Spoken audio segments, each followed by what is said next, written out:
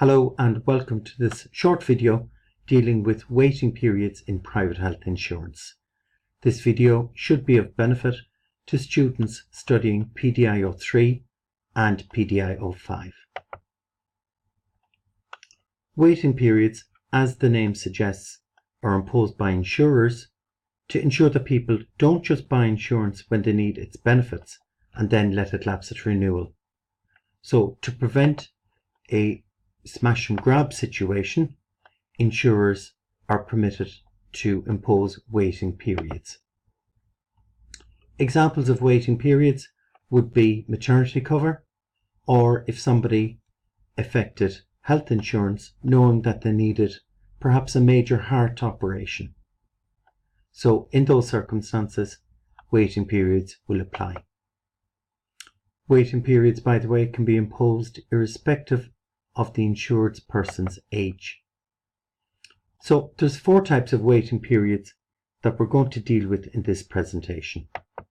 They are the initial waiting period, maternity waiting period, the pre-existing waiting condition, and the upgrade waiting condition. So the first waiting period that we'll deal with is the initial waiting period. And this applies in the first 26 weeks of cover. And during this period, the 6-month period, cover is limited to claims following accident or injury only. Note that a 52-month waiting period applies for maternity. We'll see that in the next slide. And that no waiting period applies for newborn or adopted children, provided they're included within 13 weeks. And by the way, the initial waiting period does not apply to people who have had insurance elsewhere, provided that they have switched within 13 weeks of the old policy expiring. So, next waiting period is what's known as the maternity waiting period. And quite simply, it means that there's a 12-month waiting period from the time of joining to the date on which benefits can be claimed. Next, we have the pre-existing waiting condition, and that applies if I join, for example, and I know that I need a kidney transplant. Well, then it's only reasonable for the other people who are insured that I will have to wait a certain period before I can avail of the benefits under the policy. The waiting period for pre-existing conditions can be up to 5 years. These different waiting periods are not stated in the textbook and therefore should not be asked in an examination situation. The maximum waiting period is 5 years. Next is the update waiting condition, and this operates when a person upgrades their level of cover.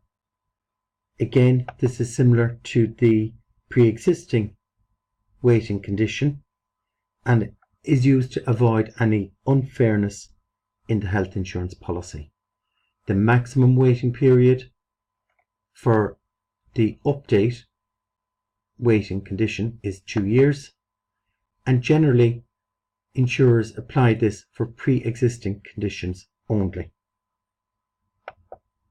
So in the book, in PDI 03, there's a fairly simple example. It talks about Carl, who's a new risk. So as such, he has a 26-week waiting period. After 2 months, he develops tonsillitis. So there's no insurance in place. And the question is, can he wait another 4 months to have the operation?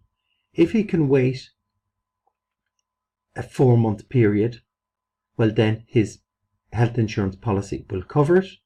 If he doesn't, no health insurance cover is in place. The other scenario is that Carl has been diagnosed with tonsillitis before joining or before affecting health insurance. If that is the case, a 5-year waiting period will apply. So I hope this has helped to clarify waiting periods, and good luck with your studies. Thank you.